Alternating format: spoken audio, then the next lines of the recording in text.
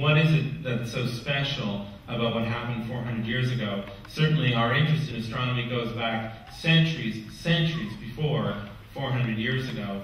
But of course, the big change was a technological shift.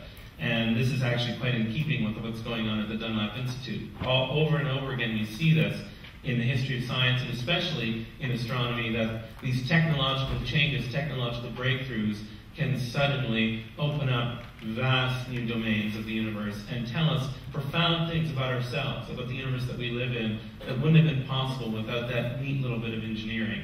And of course, that neat little bit of engineering that happened 400 years ago was the telescope, or the first use of the telescope on the night sky. By 1610, Galileo had written his results down in a lovely little manuscript called Sidereus Nuncius, which means the starry messenger. And there's Galileo right there. Now, see, Galileo was born in 1564, so, this is not some young upstart. By the time he's doing this, he's already in his 40s, mid-40s. And he's got one thing on his mind. Not science, career. He's thinking, what am I going to do? How am I going to get placed in society? It was the telescope that was his ticket to high society. And actually, after that, he didn't do very much astronomy. So, most of the astronomy was done by other people. A little thing that you hold in your hand, and you look up and you see stuff that even Aristotle never saw. I mean, that's a free-for-all that anyone can do. So suddenly, everywhere, anyone who heard about this, people were making their own telescopes, realizing that they could discover things that the ancient Greeks didn't know about. There was brand new knowledge to be had. This is a totally mind-altering idea, something that wasn't in books, and anyone could do it. People were ordering telescopes. People were passing them around at parties. The whole first 50 years of the telescope was it was the Wild West. And anybody with a telescope could conceivably point it and see something that hadn't been seen before. All kinds of little fuzzy patches in the sky, all kinds of stars in the Milky Way that no one knew before. There were sunspots. People were watching the sunspots. They were looking at the planets and seeing interesting features on the planets. And of course, there was a lot of ego involved in this because people were writing about these discoveries. It was an extraordinarily tumultuous time. This was the time of the 30 Years' War. This was like the first half of the 20th century, in the sense that Europe was just in constant upheaval in these wars that were going on, religious and politically motivated wars.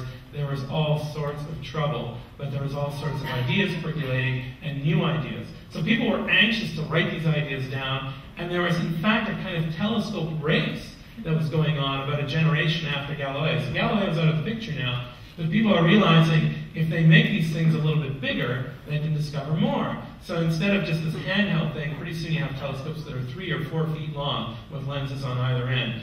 So very briefly, is at the end of the line. A 30-meter telescope, a 40-meter telescope, maybe a 100-meter telescope. Well, that seems a bit outrageous, but people are talking about that.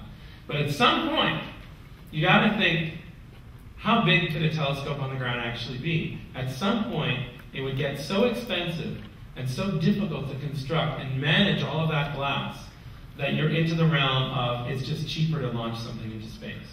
So we may be getting to the point where these giant telescopes are actually not only the biggest ones of the future, but maybe the biggest ones that will ever be built.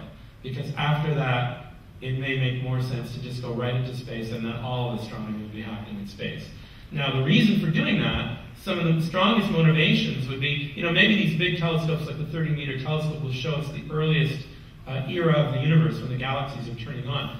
But if you want to look for life in the universe, you may need a bigger telescope. Of course, we're living in a time where planets, I showed you the first picture of might be a planet around another star. Of course, what astronomers really want to do is look for planets that aren't big gas giants, but Earth-like planets. And not only know that they're there, but analyze their light and see if they have signs of life.